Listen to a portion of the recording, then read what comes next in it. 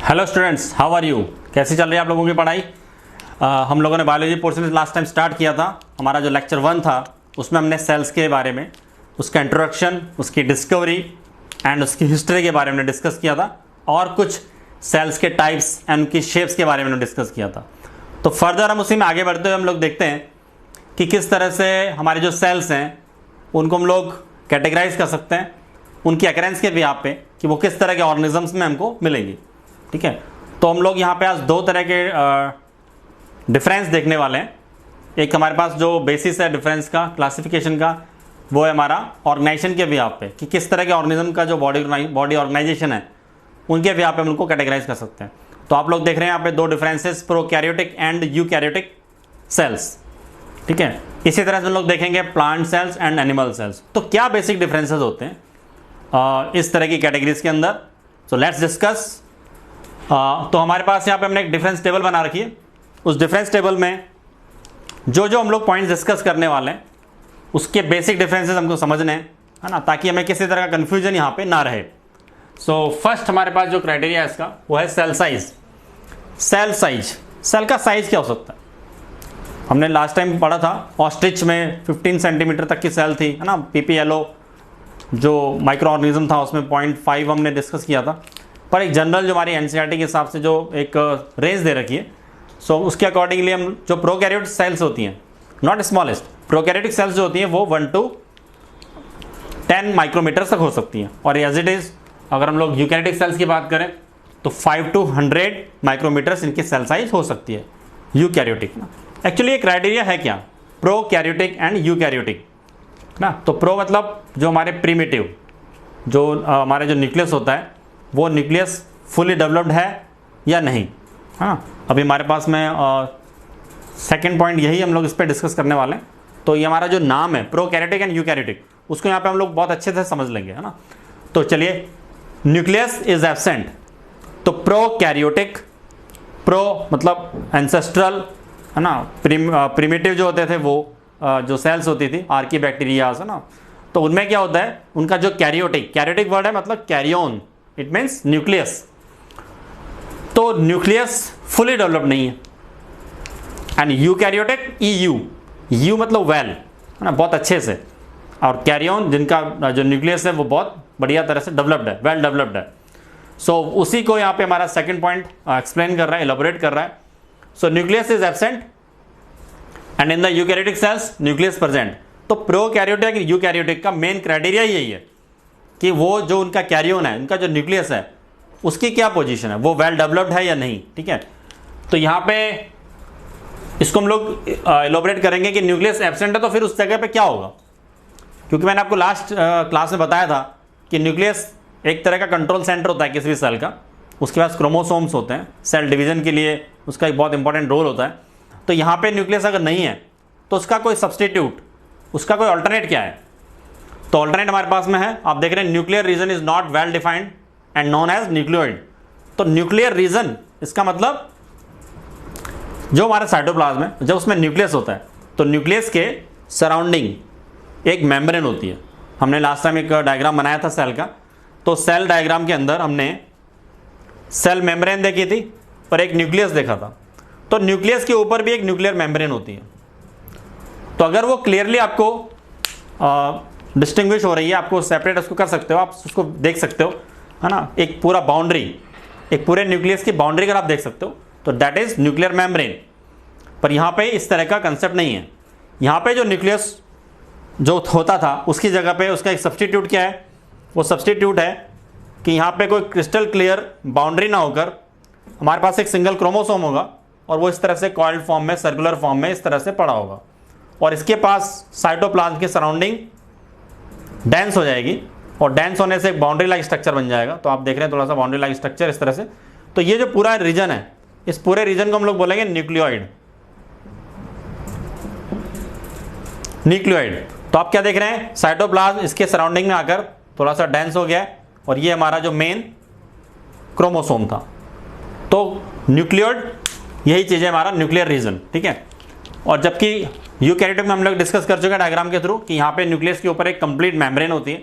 तो nucleus, well developed nucleus यहाँ पे प्रेजेंट होता है। इसको हम लोग ऐसा लिख सकते हैं, well developed well defined nucleus present है ना। Third point is nucleoid contains single circular chromosome. अगर क्रोमोसोम का हम लोग क्राइटेरिया लेके चलते हैं, क्रोमोसोम के बिहाफ पे इसमें इनको हम लोग डिफरेंशिएट करना चाहते हैं, तो क्या होना चाहिए, न्यूक्लियोइड के अंदर एक सिंगल सर्कुलर क्रोमोसोम होता है, सिंगल क्रोमोसोम, एक सिंगल फाइबर या एक सिंगल स्ट्रिंग के फॉर्म में हम लोग बोल सकते हैं, सिंगल क्रोमोसोम होगा न्यूक्लियोइड में। जबकि membrane bound well defined well developed nucleus में आपको एक से ज्यादा क्रोमोसोम मिल सकते हैं हाईली कॉइल्ड फॉर्म में। ठीक है, इसकी अगर हम लोग लेंथ काउंट करते हैं, हाँ फर्दर आप जब स्टडी करोगे तो सेल के अंदर न्यूक्लियस आता है तो उसके अंदर जो क्रोमोसोम है ना, क्रोमोसोमल जो पूरा फाइबर होता है उसकी क्रोमेटिन जिसको हम लोग बोलते हैं, उसकी अगर आप लोग लेंथ काउंट करने लगेंगे तो अप्रॉक्स 2 मीटर होता है। 2 मीटर, यस, इतनी लंबी लेंथ, और एक 10⁻⁻⁶ माइक्रोमीटर की सेल के अंदर, वो भी उसमें न्यूक्लियस में एडजस्ट है। तो एक 2 मीटर का धागा आप सोचो कि एक 10 माइक्रोमीटर वाली एक छोटे से कंटेनर में आप कैसे रख पाओगे। तो हाईली कंडेंस फॉर्म में, हाईली कॉइल्ड फॉर्म में ये क्रोमोसोम न्यूक्लियस के अंदर सिचुएटेड होते हैं, किसमें, यूकैरियोटिक सेल्स के अंदर। नेक्स्ट हमारे पास क्राइटेरिया है डिफरेंशिएट करने का, जितने भी हमारे सेल ऑर्गेनेल्स होते हैं क्या उनके ऊपर मेम्ब्रेन्स होंगी। आपने 2 तरह की मेम्ब्रेन्स अभी तक डिस्कस कर ली हैं, साइटोप्लाज्म के सराउंडिंग में हमारे पास जो थी सेल मेम्ब्रेन, या हमने इसको बोला था प्लाज्मा मेम्ब्रेन। ठीक है, या हम लोग उसको प्लाज्मा लेमा भी बोल सकते हैं। दूसरा भी हमने मेम्ब्रेन की बात की थी, न्यूक्लियस के ऊपर मेम्ब्रेन जो होती है न्यूक्लियर मेम्ब्रेन। ठीक है, बट हमारे पूरे साइटोप्लाज्म में हमने कल डिस्कस किया था साइटोसोल एंड सेल ऑर्गेनेल्स। तो जितने भी सेल ऑर्गेनेल्स होते हैं वो सारे सेल ऑर्गेनेल्स के ऊपर भी मेम्ब्रेन हो सकती है, तो होगी या नहीं, उसके भी पे हम लोग यहाँ पे प्रोकैरियोटिक एंड यूकैरियोटिक सेल्स को डिफरेंशिएट कर रहे हैं। तो आइए देखते हैं कि प्रोकैरियोट में क्या होने वाला है। तो प्रोकैरियोटिक सेल्स में क्या होगा, मेम्ब्रेन बाउंड ऑर्गेनेल्स एब्सेंट होते हैं। ऑर्गेनेल्स होंगे बट उनके ऊपर मेम्ब्रेन नहीं होगी। तो इस सेंटेंस का मीनिंग आप थोड़ा सा ये समझिए कि मेम्ब्रेन बाउंड ऑर्गेनेल्स तो नहीं होंगे, एब्सेंट है, बट जो भी मेम्ब्रेन के अंदर जो भी ऑर्गेनेल्स हैं वो ऑर्गेनेल्स विदाउट मेम्ब्रेन होंगे। जबकि यूकैरियोट्स में आप देख रहे हैं, यूकैरियोट्स के अंदर जितने भी सेल ऑर्गेनेल्स होते हैं मोस्टली वो मेम्ब्रेन बाउंड होते हैं, यानी each cell organelles have its own membrane, have its own boundary. Okay, but there are some exceptions. तो वो एक्सेप्शन क्या है, मेम्ब्रेन लेस सेल ऑर्गेनेल्स कौन कौन है, मेनली हमारे पास में 2 हैं, राइबोसोम एंड सेंट्रियोल्स। अब ये क्या होते हैं, क्या वर्किंग है, वो हमारे पास अभी पूरा चैप्टर, उसमें हम आगे जो पोर्शन आने वाला है उसमें हम लोग सबको 1 बाय 1 देखेंगे। आप सब देखोगे उसमें गोल्जी बॉडी के ऊपर मेम्ब्रेन थी, उसका क्या वर्क था, उनकी परमिबिलिटी क्या थी, उनके अंदर से ट्रांसपोर्टेशन कैसे हो रहा था। बट जब राइबोसोम और सेंट्रियोल आएगा तो आपको इस चीज़ वहाँ ध्यान रखनी है, इन चीज़ों को सबको कॉरिलेट करके चलना है। सारे लेक्चर्स को आप प्रॉपरली देखिए, आपस में उनका कनेक्शन देखते चलिए कि हम लोग किस तरह से सीक्वेंस में आगे बढ़ते हुए जा रहे हैं। तो क्या होगा आगे जब आप जाओगे, जब आप चीज़ों को देखेंगे, इनको पढ़ेंगे, तो आपका एक पूरा कनेक्शन बन जाएगा। और जब कनेक्टिविटी बन जाएगी तो इन चीज़ों को समझना आसान हो जाएगा। रटना तो नहीं है ना, बायोलॉजी को रटना नहीं है, समझना है। ठीक है, तो हम लोगों ने कल यही तो समझा कि सेल थी किस तरह से, कैसे उसको डिस्कवर किया गया है ना, उसकी बाउंड्री क्या थी, वो कंटेन क्या करती, और उसकी हमने साइज देखी, उसकी शेप्स देखी, वैरायटी कितनी हो सकती है। उस वैरायटी के बाद हम लोग उसका क्लासिफिकेशन देख रहे हैं कि किस तरह के ऑर्गेनिज्म में न्यूक्लियस के बिहाफ पे हमने यहाँ पे प्रोकैरियोटिक या यूकैरियोटिक तरह की या टाइप की सेल्स को यहाँ पे डिफरेंशिएट किया है। नेक्स्ट हमारे पास में क्राइटेरिया न्यूक्लियोलस एब्सेंट। न्यूक्लियोलस क्या होता है ना, तो न्यूक्लियोलस न्यूक्लियस का ही पार्ट है। न्यूक्लियस के अंदर आपको एक न्यूक्लियोलर पार्ट मिलेगा जो यूकैरियोटिक सेल्स होती हैं उसमें। तो आपको यहाँ दिख रहा है प्रोकैरियोटिक में तो ये सब एब्सेंट होती हैं, बट यूकैरियोटिक सेल्स के अंदर आपके पास न्यूक्लियस होगा और उस न्यूक्लियस के अंदर न्यूक्लियोलस होगा।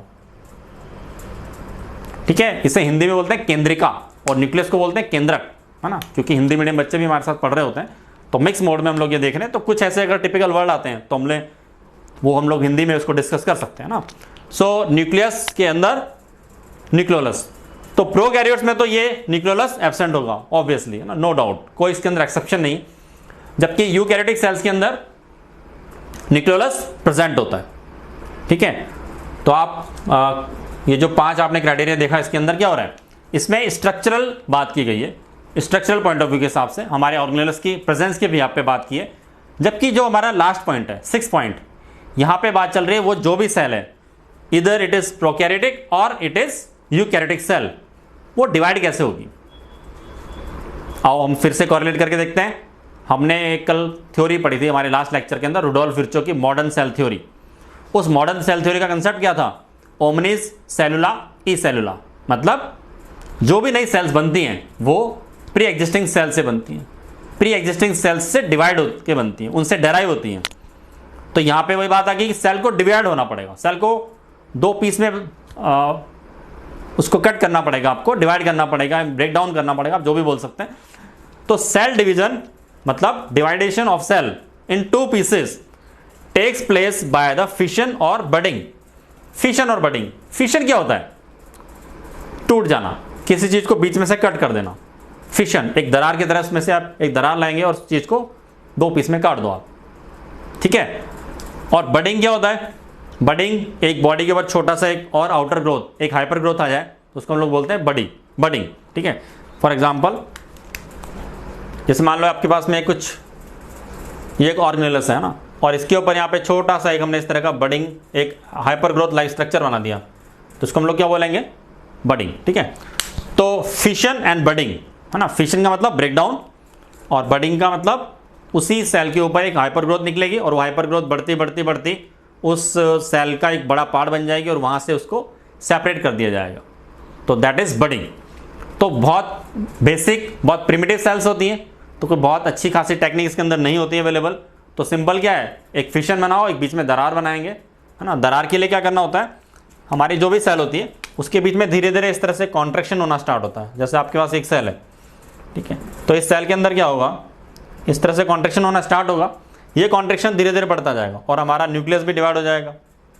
और अगर न्यूक्लियोइड है तो न्यूक्लियोइड के केस में हमारा क्रोमोसोम डिवाइड हो जाएगा।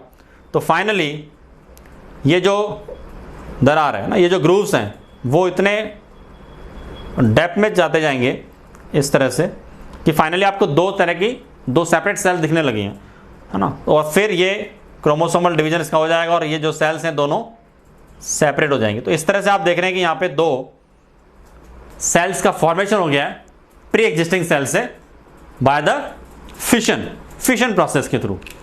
जबकि सेल डिवीजन यूकैरियोटिक सेल में अगर होगा तो यहाँ पे ये होगा माइटोटिक और मियोटिक सेल डिवीजन के थ्रू। माइटोटिक एंड मियोटिक, तो माइटोसिस मियोसिस एक बहुत अच्छे कंसेप्ट है सेल डिवीजन के अंदर, हमको पढ़ते हैं इसको कि कोई भी जो सेल होती है उसकी प्लॉइडी होती है, इधर इट इज डिप्लॉयड और हैप्लॉयड। तो अगर हम लोग डिप्लॉयड सेल को अगर उसको डिवाइड कर देंगे हैप्लॉयड सेल के अंदर तो उसको हम लोग बोलेंगे मियोसिस। और अगर एक सेल हैप्लॉयड ऑलरेडी हैप्लॉयड है और उसको हमने डिवाइड किया और उसकी प्लॉइडी फिर भी हैप्लॉयड ही रही, ठीक है, ये डिप्लॉयड हैप्लॉयड आगे आएगा, हम लोग सब समझेंगे इस चीज़ों को ना। अगर आपको ऐसा समझ में नहीं आ रहा है तो रिप्रोडक्शन या इस तरह के जब टॉपिक आएंगे तो वहाँ पे हम लोग देखेंगे ना। तो सिंपल अभी आप ये समझ लें कि हैप्लॉयड मतलब होता है 2n, है ना, जो हमारे पास जो क्रोमोसोम्स हैं, जो उसकी जो प्लॉइडी है वो डबल थी तो उसको हमने हाफ कर दिया। इसका बहुत अच्छा एग्जाम्पल रिप्रोडक्शन का ही पार्ट है, बहुत ब्रीफ में आपको मैं इंट्रोडक्शन इसका दे दूँ। जब भी मेल गैमेट या फीमेल गैमेट बनता है, रिप्रोडक्टिव पार्ट बनता है, तो वो बॉडी से उसका हाफ पार्ट, उसका n पार्ट जाएगा, हैप्लॉयड पार्ट जाएगा, ठीक है। जैसे आपने सुना है कि हमारी बॉडी के अंदर क्रोमोसोम्स कितने होते हैं? 46 होते हैं, 22 + X और 22 + Y, मेल एंड फीमेल का जो होता है ना, इनका कॉम्बिनेशन होता है। तो टोटल हो जाएगा 44 + XX तो फीमेल एंड 44 + XY तो मेल, तो टोटल 26 हो गए, सॉरी 46 हो गए। बट जब गैमेट्स बनते हैं, जब ओवम बनता है या जब स्पर्म बनता है तो क्या होगा, वो स्पर्म एंड जो ओवम होते हैं वो हैप्लॉयड होते हैं, उनमें वो क्रोमोसोम्स का जो नंबर है वो हाफ हो जाता है, तो वो डबल से सिंगल हो गया, हाफ हो गया, दैट इज हैप्लॉयड। और जो हमारी जो बॉडी है वो डिप्लॉयड। तो ये कंसेप्ट्स हैं और माइटोटिक मियोटिक डिवीजन इस तरह होते हैं। तो जब भी हमारी बॉडी को ग्रोथ करना होता है तो हमारे बॉडी के अंदर माइटोटिक डिवीजन्स होते हैं, और जब भी गैमेट्स बनाने होते हैं, रिप्रोडक्टिव स्पोर्स बनाने होते हैं, तो फिर हमारी बॉडी के अंदर या प्लांट्स में भी, एनिमल्स में भी क्या होगा, उस केस में ये मियोटिक डिवीजन होता है, ठीक है। तो अब एक और क्वेश्चन ये आता है कि जो प्रोकैरियोटिक सेल्स और जो यूकैरियोटिक सेल्स हैं ये सिर्फ एनिमल्स में मिलेंगी? नहीं, ऐसा नहीं है। एनिमल्स, हायर एनिमल्स और जो प्लांट्स हैं, तो जो हायर प्लांट्स हैं वो सबके सब यूकैरियोटिक हैं। तो बेसिक क्राइटेरिया क्या है इसमें? एनिमल एंड प्लांट्स का कोई क्राइटेरिया नहीं है। क्राइटेरिया किस बात का है? क्या बेसिक डिफरेंस किस चीज का है? वो है न्यूक्लियस का। तो अगर न्यूक्लियस वेल डेवलप्ड है, वेल डिफाइंड है, विद मेम्ब्रेन, है ना, प्रॉपर फंक्शनिंग कर रहा है ना, 2 और मोर उसके अंदर क्रोमोसोम्स हैं, एक कंट्रोलिंग सेंटर की तरह प्रॉपर्ली वर्क कर रहा है, then that type of cell is called eukaryotic cell. But in the case of prokaryotic cells nucleus fully developed नहीं है, उसका एक ऑल्टरनेट है, उसका एक टेम्पररी सॉल्यूशन बनाया हुआ है। तो टेम्पररी सॉल्यूशन क्या था? एक सिंगल क्रोमोसोम था, बड़ा सिंपल सा, वो उसने सर्कुलर फॉर्म में उसको कंडेंस कर दिया गया, उसको सर्कुलर फॉर्म में कंडेंस करके एक सेंट्रल पार्ट में रख दिया गया, आसपास में कोई मेम्ब्रेन नहीं थी, ठीक है। तो साइटोप्लाज्म उसकी सराउंडिंग पे पास आया, थोड़ा सा डेंस हो गया, गाढ़ा हो गया, विस्कस हो गया, तो एक एरिया दिखने लगा थोड़ा सा, और उस एरिया को हमने क्या बोल दिया? न्यूक्लियोइड। तो ये बेसिक डिफरेंस है इसके अंदर, ठीक है। अब हम लोग इसके बाद देखते हैं plant versus animal cells, plant cell और एनिमल सेल में क्या डिफरेंस है। यस, तो हमने प्रोकैरियोटिक सेल्स और यूकैरियोटिक सेल्स में डिवीजन देख लिया था। अब हम लोग नेक्स्ट स्टार्ट कर रहे हैं प्लांट्स और एनिमल सेल्स में क्या डिफरेंस है ना। तो बेसिक डिफरेंस हम लोग यहाँ पे देखें। फर्स्ट ऑफ ऑल हमें दिख रहा है cell wall. Cell wall present rigid and made up of cellulose. तो एक सेल के ऊपर कवरिंग बाउंड्री है, ठीक है। एनिमल सेल्स के अंदर सिर्फ सेल मेम्ब्रेन्स हैं, बट प्लांट सेल्स के पास में एक एक्स्ट्रा कवरिंग सेल वॉल है। तो प्लांट्स, क्योंकि आपको पता है कि वो लोकोमोशन नहीं करते, एक जगह ग्रोथ करेंगे, काफ़ी हाइट पे उनको जाना होता है ना, काफ़ी वेट उनको पुट ऑन करना पड़ता है ना, तो इतना बड़ा स्ट्रक्चर एक नॉर्मल सेल्स के थ्रू सर्वाइव नहीं कर सकता, और उनके पास बोन्स है, इस तरह का स्ट्रक्चर नहीं है। तो वो जो उसकी सेल्स हैं उनके ऊपर एक एक्स्ट्रा कवरिंग आपको मिलेगी, that is cell wall. Rigid है तो थोड़ा सा हार्ड रहेगी, उसको स्ट्रेंथन प्रोवाइड करेगी। तो किसकी बनी होती है? सेल्यूलोज, है ना। सेल्यूलोज मतलब वही स्टार्च है, तो उसका एक कॉम्पैक्ट फॉर्म है, एक हमारा जो है पॉलीसैकेराइड है कार्बोहाइड्रेट का। तो सेल्यूलोज के फॉर्म में इसकी जो सेल वॉल होती है वो मेडअप होती है, जबकि एनिमल सेल्स में मैंने आपको बताया यहाँ पे सेल वॉल एब्सेंट होती है, सेल वॉल नहीं होगी, ओनली सेल मेम्ब्रेन। तो हमारा साइटोप्लाज्म सिर्फ सेल मेम्ब्रेन या प्लाज्मा मेम्ब्रेन से कवर्ड होता है। नेक्स्ट हमारे पास जो डिफरेंस है दैट इज प्लास्टिड्स। ये प्लास्टिड्स क्या होते हैं? ठीक है, आप लोगों ने सुना होगा कि जो प्लांट्स होते हैं वो फोटोसिंथेसिस करके अपना खुद का फूड बनाते हैं, है ना। फोटोसिंथेसिस, है ना, सनलाइट की हेल्प से, और CO2 एनवायरनमेंट से CO2 लेते हैं, ठीक है, वाटर लेते हैं, और ये सब मिक्स होकर सनलाइट की प्रेजेंस में क्या करते हैं? इससे ग्लूकोज बनाते हैं, फूड बनाते हैं। तो फोटोसिंथेसिस करने के लिए ऐसा कौन सा स्ट्रक्चर प्लांट्स के पास अवेलेबल है जो हम एनिमल्स के अंदर या इस तरह के जो एनिमल ऑर्गेनिज्म है उनके अंदर नहीं है? ऐसा क्या स्ट्रक्चर है? तो वो है क्लोरोफिल। और chlorophyll is a type of plastid, जिसको हम लोग बोलते हैं क्लोरोप्लास्ट।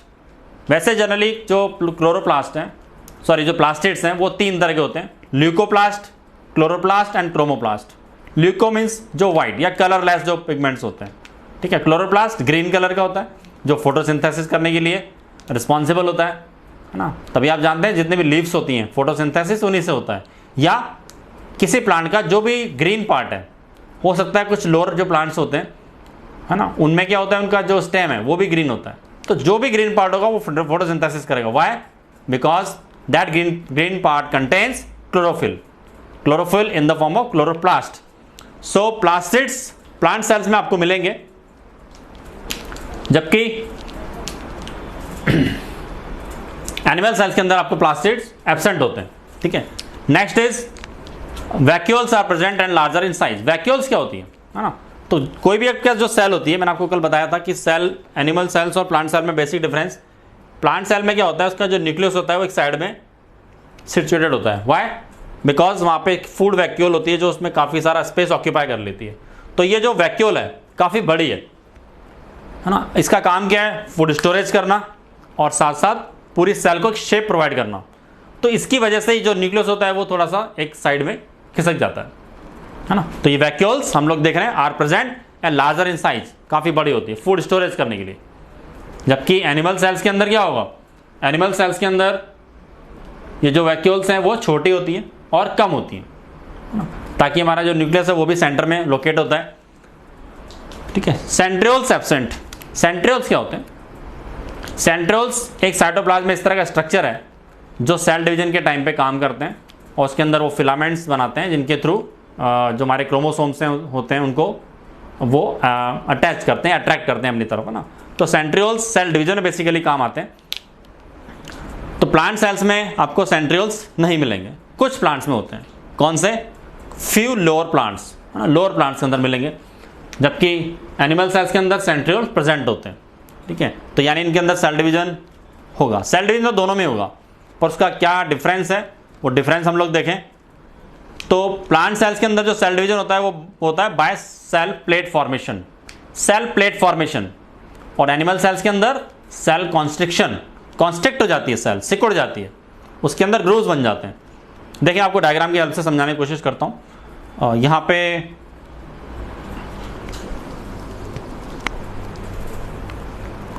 अगर हम एक प्लांट सेल की बात करें तो ये हमारे पास एक प्लांट सेल है, ठीक है। इसमें जब डिवीजन होगा तो इसमें डिवीजन के टाइम क्या होगा, यहाँ पे इस तरह से एक प्लेट बनना स्टार्ट होगी।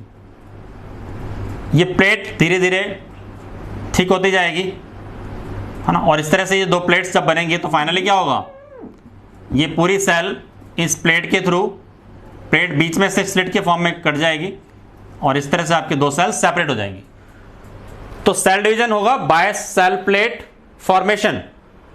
और एनिमल सेल्स में क्या होता है, एनिमल सेल में भी हमारे पास मान लो इस तरह से सेल थी और सेल डिवीजन के लिए इसमें क्या होगा, कॉन्स्ट्रिक्शन होगा। कॉन्स्ट्रिक्शन कहाँ होगा, कॉन्स्ट्रिक्शन होगा सेल मेम्ब्रेन में, और सेल मेम्ब्रेन के अंदर ग्रूव्स बनते चले जाएंगे, वो ग्रूव्स डार्क होते जाएंगे, डेप्थ में होते जाएंगे और कॉन्स्ट्रिक्शन बढ़ता चला जाएगा।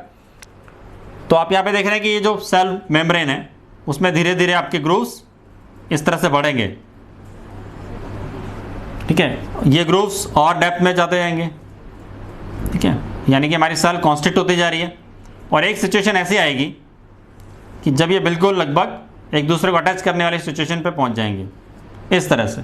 तब तक हमारा न्यूक्लियस भी डिवाइड हो चुका होगा दो पार्ट के अंदर, न्यूक्लियस दो सेपरेट पार्ट, और फाइनली कॉन्स्ट्रिक्शन बढ़ता बढ़ता इतना आगे चला जाएगा कि दोनों सेल्स की जो पार्टीशन थे वो इस तरह से सेपरेट हो जाएगा। तो सेल डिवीजन तो हुआ, बट प्लांट्स में कैसा हुआ, सेल प्लेट फॉर्मेशन के थ्रू, है ना। और एनिमल सेल्स के अंदर कैसा हुआ, बाय द कॉन्स्ट्रिक्शन, है ना। तो प्लांट सेल्स और एनिमल सेल्स, ये दो सेल्स हमने यहाँ पे डिफ्रेंशिएट की हैं कुछ क्राइटेरिया के व्याप पे कि किस तरह से, ऐसी कौन सी चीज़ें हैं, ऐसे कौन से एलिमेंट्स हैं जिनको देख के बता सकते हैं कि हाँ ये जो ऑर्गेनिज्म है ये प्लांट है या फिर ये एनिमल है ना। कुछ बैक्टीरियाज भी होते हैं जो फोटोसिंथेसिस करते हैं, जैसे कि ब्लू ग्रीन एल्गी। अब आप नाम देखिए इसका, एक तरफ मैं आपसे बोल रहा हूँ कि बैक्टीरिया और एक तरफ मैं बोल रहा हूँ आपसे ब्लू ग्रीन एल्गी। एक्चुअली इनको बोलते हैं हम लोग साइनो बैक्टीरिया, तो साइनो कलर ब्लू के लिए, तो ब्लू एंड ग्रीन कलर का कॉम्बिनेशन। तो बैक्टीरियाज भी कुछ लेवल तक क्लोरोफिल कंटेन करते हैं। क्लोरोफिल के भी अलग अलग टाइप्स होते हैं एक्चुअली, है ना। क्लोरोफिल के अंदर ए होता है, बी होता है, सी होता है, डी होता है, 5 तरह के होते हैं ना, A B C D E. तो उसमें से किस तरह क्लोरोफिल वो करते हैं कंटेन, उसके भी यहाँ पे वो भी फोटोसिंथेसिस करने के लिए एबल होते हैं, ठीक है। तो ये सारा क्लासिफिकेशन हमारा प्लांट सेल और एनिमल सेल के लिए था। इसके अलावा हमने प्रोकैरियोटिक एंड यूकैरियोटिक सेल्स देखी। तो अभी तक के हमारे जो 2 लेक्चर्स हैं उसमें हम लोग सेल का इंट्रोडक्शन, उसकी हिस्ट्री, उसके टाइप्स देख चुके हैं, उसका क्या क्राइटेरिया था उसको डिवाइड करने का। तो ओवरऑल एक आपके सामने एक पिक्चर क्लियर हो चुकी है कि सेल्स कितनी तरह की वैरायटी में आपके पास अवेलेबल होती है, और ये जो एलिमेंट्स हैं सेल के, जो सेल ऑर्गेनेल्स हैं, उनके भी आप पे हम लोग किस तरह से इन सेल्स को अलग अलग डिफ्रेंशिएट कर सकते हैं। ये आपको मैंने डिविजन्स या ये जो मैंने आपको जो डिफरेंस टेबल इसीलिए पहले समझा दी है कि आप ये क्राइटेरिया समझ सको कि वो कोई भी सेल इस तरह की क्यों थी, वो प्लांट सेल में क्यों कैटेगराइज की गई। तो ये जो वर्ड्स आप आ रहे हैं, अगर आपको ये समझ में नहीं आया कि गोल्जी बॉडीज़ क्या होती हैं या सेंट्रियोल्स क्या होते हैं, ठीक है, या वैक्यूल्स क्या होती हैं, तो ये सब चीज़ें हम लोग वहाँ पे सेल स्ट्रक्चर अंदर पढ़ेंगे, है ना। इसी तरह से यहाँ पे हमारे पास गोल्जी बॉडी था, है ना, बहुत सारे हो सकते हैं, ER होता है, एंडोप्लाज्मिक रेटिकुलम है, गोल्जी बॉडीज़ हैं। तो गोल्जी बॉडीज़ जो प्लांट सेल के अंदर होती हैं सिंपल होती हैं, है ना, जबकि एनिमल सेल्स के अंदर गोल्जी बॉडीज़ हाईली इलॉबरेट, मतलब वेल डेवलप्ड होती हैं, वेल डेवलप्ड, क्योंकि जो भी इनका मेटाबॉलिज्म का जो तरीका होता है, मैंने आपको बताया था ER, है ना, गोल्जी बॉडीज़ हैं, राइबोसोम्स हैं, लाइसोसोम्स हैं, सेंट्रियोल्स हैं, सबका अपना नो वर्किंग है। तो वैसे डिफरेंस बहुत सारे आपको मिलेंगे, है ना। हायर लेवल पर जब आप जाएंगे तो बहुत सारे हम लोग क्राइटेरिया बना सकते हैं ना 10, 20, 50 तक भी हम लोग इसे क्राइटेरिया 20 तक भी हम लोग क्राइटेरिया बना सकते हैं कि इस भी आप पे डिफरेंट करें। बट आपका जो लेवल है स्कूलिंग लेवल पे, इवन हमारा जो ओलंपियाड लेवल है, NTSC लेवल है, वहाँ तक के लिए ये जो हमारे डिफरेंस है वो सफिशिएंट है। ठीक है, चलिए नेक्स्ट क्लास में हम लोग सेल के कंपोनेंट्स, सेल के स्ट्रक्चर के बारे में डिस्कस करेंगे।